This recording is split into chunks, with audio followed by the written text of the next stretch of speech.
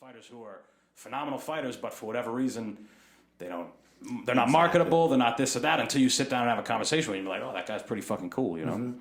And the thing with these guys, like, and as far as like my podcast, I mean, it's not a huge podcast. I mean, it's community related. It's, you know, it's not going all over, you know, the country, United States. It's just New England, and it's not all in New England, because not everyone in New England is like onto the. They don't all love, you know, the room pod. You know, have followers, but it's just.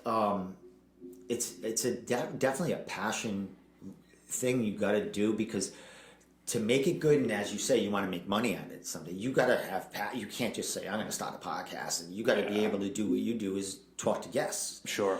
And get things out of them and have a conversation, and, you know, no really dead air. And that's like, that's what kills, as you know, can kill a podcast, or just make the vibe just go down when you're like getting one word answers, or you know, like that. And, you know, it's easier for that to happen when you Skype them in. Yeah. You know, it's not as personal. Exactly. Yeah. You can't like kick them under the table and shit like that. Right. You know? There's times where I've been like, yo, we're on a podcast. You know that, right? Like, say some shit. Like, what are we doing here? Yeah, it's awesome. And it's funny. It's a lot of the people I cover are the up and comers, or the amateurs, guys, ladies with one fight, 2 fights.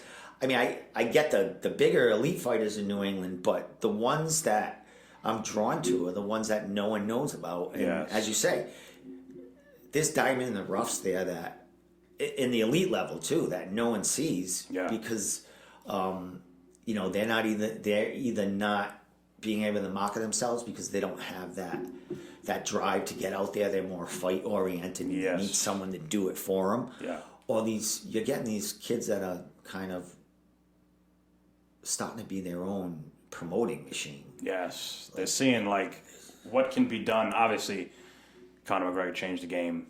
He's like, I'm going to promote myself. I'm going to make as much money as I can. And now you have kids like Sean O'Malley, who people are taking his blueprint, and, like, he's going to go ahead and have these big fights. Yep. Not necessarily against people that maybe he should be fighting, or people, you know, super ranked fighters that everyone wants to see him fight. Mm-hmm. But he knows that if he keeps making noise, eventually, once he gets that fight, he's going to cash in big time.